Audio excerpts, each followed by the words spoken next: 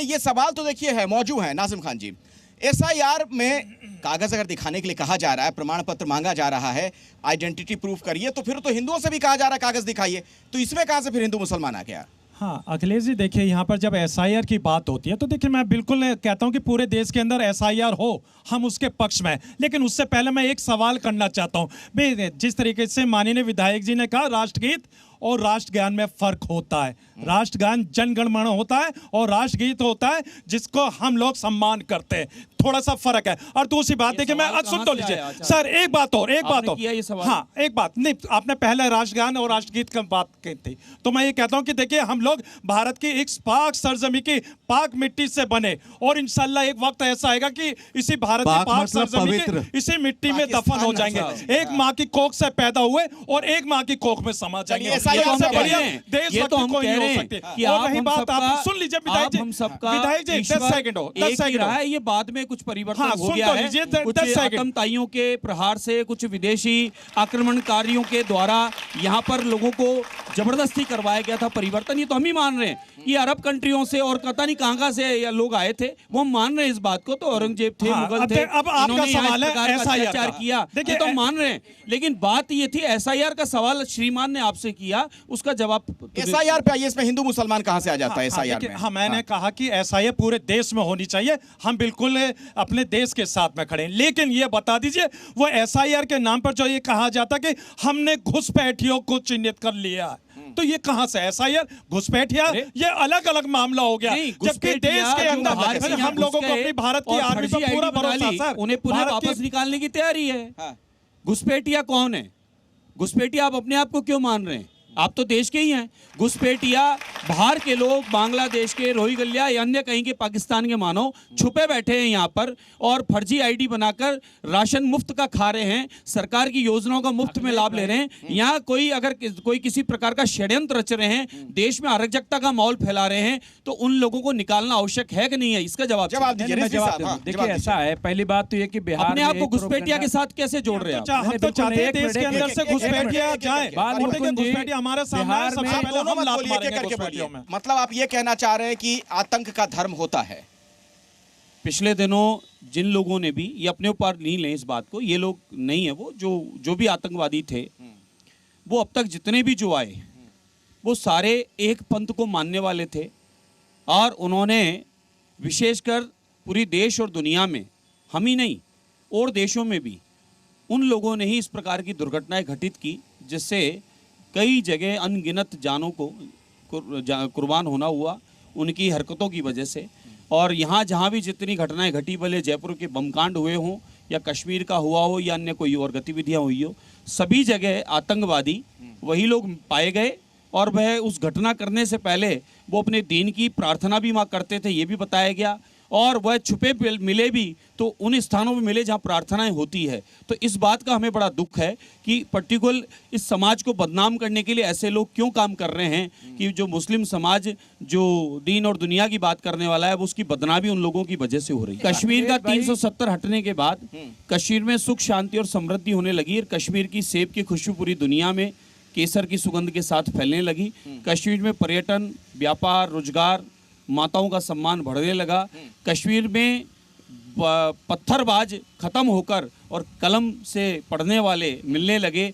कश्मीर में गोला बारूद, असला, खून खराबा, ये सब बंद होकर कश्मीर में सुख, शांति और समृद्धि हुई। इसके लिए शुरुआत आदरणीय मोदी जी ने की 370 हटाकर। अन्यथा कश्मीर में मैं भी गया था तो लोग कहते थे कौन से देश से आए हो, ये मन में सुनकर बड़ा दुख होता था। अब वो सवाल जिसका जवाब मैं आपसे देखिए, मैं पहली बात तो ये कि जो अमेरिका की आप बात कर रहे हो, तो अमेरिका की बात मत कीजिए। जहां जहां आतंकवाद है वहां वहां अमेरिका है। पूरी दुनिया में जो है वही आतंकवाद पाकिस्तान को और आतंकवाद में ज्यादातर एक पंथ को मानने वाला व्यक्ति मिलता है। बस सवाल इस बात देखिए, नहीं बिल्कुल, देखिए मैं आपके इस बात को आप कितना भी यहाँ कुछ बोले मंच पर, लेकिन अनजान से अनजान व्यक्ति पर रोड पर चलकर ये चर्चा पूछें कि आतंकवाद का चेहरा और स्वरूप कैसा है।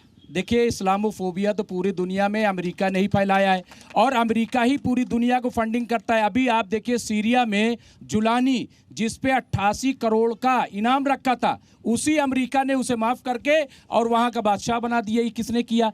तो क्या अमेरिका तय करेगा? सबसे पहले पूरी दुनिया को यह तय करना होगा कि टेररिज्म की डेफिनेशन क्या है।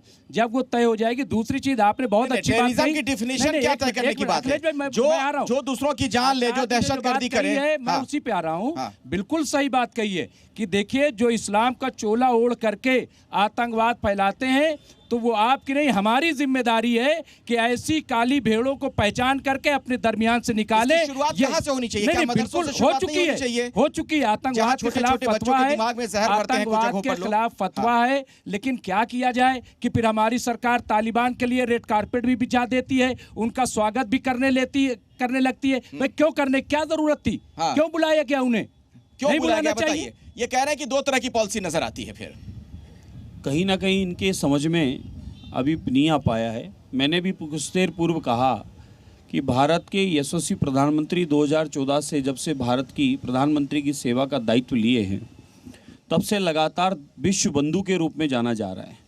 पूरी दुनिया में शांति का संदेश ले जाकर सभी छोटे छोटे देशों को जो कहीं अछूता छोड़ रखा था, उन सबको जोड़कर एक माला पिरोकर एकता में अनेकता में एकता, और साथ में विश्व में शांति का संदेश देने के लिए साथ, और कहीं ना कहीं ये डिप्लोमेसी भी है कि भारत का संदेश ये जाना चाहिए कि हम लोग आतंकवाद समाप्त करने के लिए अग्रसर हैं, आगे की ओर है। जो हुआ सो हुआ, लेकिन आतंकवाद समाप्त होना चाहिए, उसके लिए हम काम करना चाहते हैं।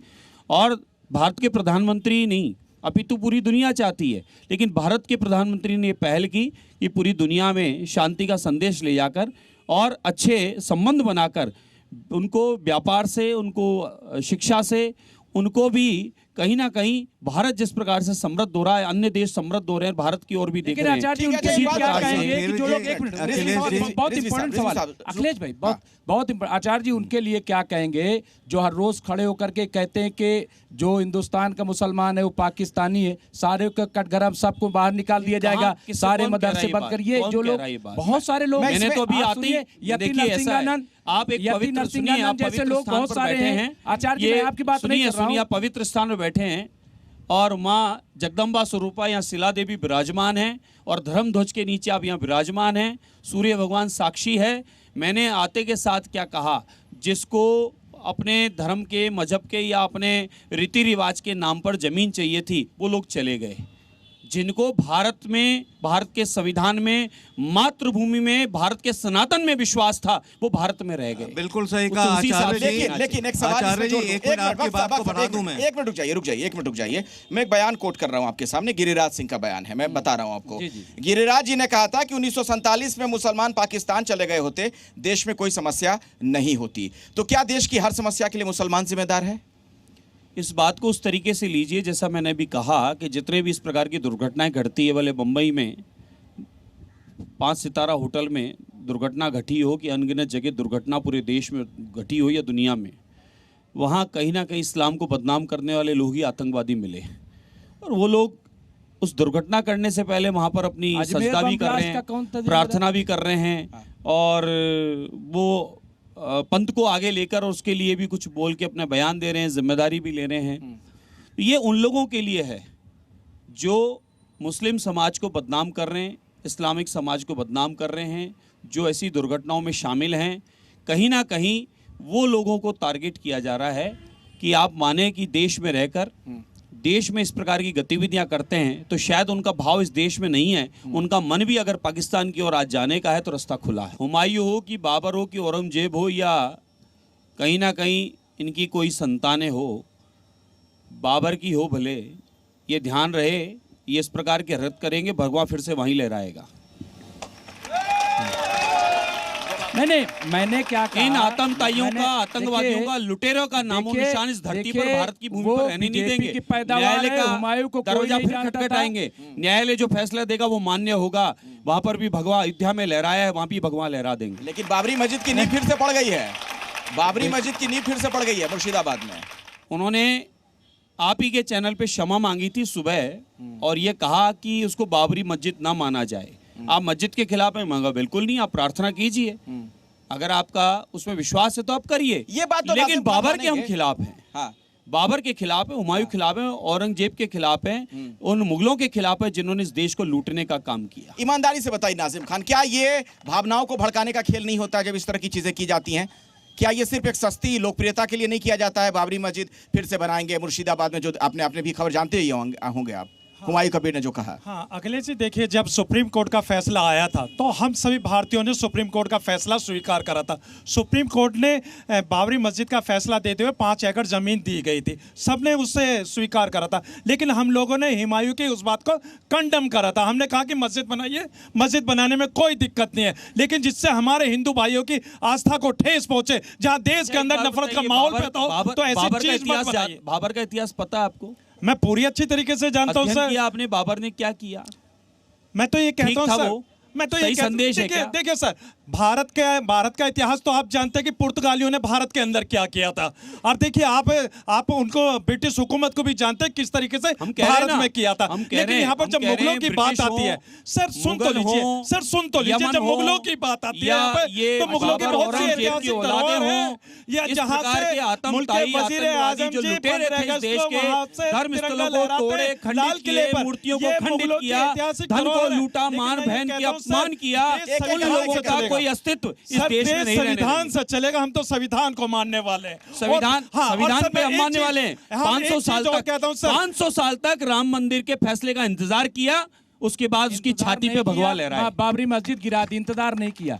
अच्छा, गिराई गई हाँ, बाबरी मस्जिद। बाबर के नाम को तो गिराना ही था। मस्जिद गिराई तो इंतजार कहाँ किया? के नाम को गिराना ही था, वो हमने गिरा दिया और आगे भी फिर गिरा देंगे। गिरा दिया गया नहीं तो इंतजार कहाँ किया? इंतजार तो किया नहीं है, क्यों कहते हैं आप? इंतजार नहीं हुआ है। ठीक है, लेकिन अब सुप्रीम कोर्ट का फैसला इस मामले में आ चुका है और पूरे देश को ये बात माननी चाहिए। हम तो सभी लोग जब कहते हैं ना संविधान की बात देते हैं, संविधान की सुप्रीम बात कोर्ट करते हैं, ने तो फैसला देते हुए ये कहा है कि कहीं दूसरी जगह बाबरी मस्जिद नहीं बनेगी? अगर कहा होगा तो आप बताइए। नहीं तो बाबरी जो नाम दिया जा रहा है, जानबूझकर दिया जा रहा है ना। संविधान की बात हो रही है ना, मैं इसलिए सवाल कर रहा हूं। मैं हुमायूं कबीर का हिमायती नहीं हूँ। कुछ नहीं है, अकबरी मस्जिद बना लो, हुमायूं अपने नाम पे मस्जिद बना लेता, लेकिन ये बाबरी मस्जिद जिससे हमारे बिरादरान वतन जो है उसको पसंद नहीं करते, तो क्यों पिन मारी जाए? हमें मिलके, हम सदियों से एक साथ मिलके रहते और चले ये आए, पिन मारने आगे का भी काम रहना जो है, है। क्यों बाबरी अपने घरों में नमाज पढ़ लो, कोई भी मस्जिद बना के क्यों चिढ़ाना है क्या इनको? ठीक है आचार्य जी, ये पिन मारने का काम दोनों तरफ से होता है, जो ये कह रहे हैं ना, पिन मारने का काम। क्यों आजकल एक ट्रेंड देखने को मिल रहा है कि जैसे ही कोई हिंदू त्योहार आ जाए, दिवाली हो या होली हो, तो कई बीजेपी नेताओं को हम लोग सुनते हैं, कई इस तरह के जो संगठन के लोग हैं, कि आप सामान मत खरीदें मुसलमानों से। ये क्या भेद पैदा करने की कोशिश नहीं है, समाज को बांटने का प्रयास नहीं है? ऐसा नहीं है। हाँ। ये तो कुछ जगह ऐसे अपवाद हुए हैं, बाकी तो देखिए सच्चाई ये थी कि कई जगह ये वीडियो आए, कोई जूस की दुकान है वो थूक डाल के पिला रहा है, जिसे कोई सब्जी वाला है नाली का पानी या थूक डाल के सब्जी दे रहा है। ऐसे ही हमारे प्रार्थना स्थलों के आसपास, पूजा स्थानों के आसपास इस प्रकार के अपवित्र काम करने का काम किया। तो ये जो पद्धति जिसने चलाई, उनके विरोध में हम लोगों ने कहीं कहीं ऐसा। दूसरा, हमारी कावड़ यात्राएं जहाँ निकलती थी, उत्सव होते थे, वहाँ जुलूसों पे पत्थर फेंकना, ये पत्थरबाजों को रोकने के लिए इस प्रकार का कहीं प्रशासन ने सख्ती की होगी। ये पत्थरबाज कहीं भी उपद्रव फैलाना चाहते हैं और हिंदू मुस्लिम की खाई बनाना चाहते हैं, इस देश की सौहार्द बिगाड़ना चाहते हैं। उन पत्थरबाजों को रोकने के लिए कहीं कहीं कोई ऐसा काम किया गया है। ये कह रहे हैं कि पत्थरबाजों का इलाज करना बिल्कुल आपने सही फरमाया। एक मिनट इनको बोले रिजवी साहब को। हाँ, देखिए ऐसा है, जो आपने कहा कि पत्थरबाज कोई आ जाते हैं, लड़वाना चाहते हैं, तो ये तो लॉ एंड ऑर्डर की जिम्मेदारी सरकार की है। सरकार पहले से क्यों उसी के लिए लॉ एंड ऑर्डर के पालन के लिए थोड़ा सख्ती से पालन किया जाता है। और वहाँ इस प्रकार के जैसे त्योहार है, उत्सव है और कोई मांस मदिरा की दुकानें वहाँ खुली हो, हम लोग माहौल खराब नहीं हो जाए, उसको नियंत्रण के लिए लॉ एंड ऑर्डर का पालन करने के लिए ऐसा किया जाता है। बाल मुकुंद जी, हम हमेशा जो है रामलीला में जाते रहे हैं और हमारे अजदाद जो है रामलीला की बाकायदा जमीनें दी हैं, तो राम ही है, इसमें विचार क्या है? लेकिन आज जाते हुए डर लगता है। नहीं, लेकिन जाते हुए डर लगता है अखिलेश भाई जाते हुए डर लगता है आप कि आइए, कहीं वहां आपका जाकर स्वागत के है मारने जयपुर न की लगे कि आप रामलीला क्यों में। आ आप गए। लोगों को बुला तो रहे हैं जयपुर की रामलीला में, कह रहे हैं कि आइए। आमंत्रण देते हैं, आप आइए, बैठिए, क्यों डर रहे हैं हमारे आप? साथ नहीं आमंत्रण नहीं, दीजिए। उसका स्वागत है। हाँ। और अगर आप बालमुकुंद जैसे जी। लोग इस तरह से करते हैं तो मैं समझता हूं कि दुनिया की कोई ताकत, चाहे मुनीर पाखंडी हो और चाहे मुनीर जैसे जो भी हो, हिंदुस्तान का बाल बाका नहीं चलिए, कर ठीक है, नाम समय लेना। नहीं है, बहुत ये बहुत धन्यवाद। भारत ही हाँ, है जी। जो सबको साथ लेके चलता है और बार बार सर्वे स्वहंतु सुखिनः हाँ। ये बात कहता है, वसुधैव कुटुंब की बात कहता है, पूरी दुनिया को अपना परिवार मानकर विश्व बंधु और विश्व ज्ञान का विश्व गुरु के रूप में देखा जाता है। बाकी और कोई ऐसा देश, कोई ऐसा पंथ, कोई ऐसा धर्म नहीं है हाँ। जो ऐसा सनातन और भारतीय सोचता है। चलिए ठीक है, आचार्य बालमुकुंद जी, आप हमारे इस मंच पर आए, आपका बहुत बहुत धन्यवाद। आप सभी का बहुत बहुत धन्यवाद यहाँ पर आने के लिए इस खास कार्यक्रम में। फिलहाल इतना ही जयपुर से। बाकी खबरों के लिए आप जुड़े रहिए हमारे साथ, देखते रहिए जी न्यूज़।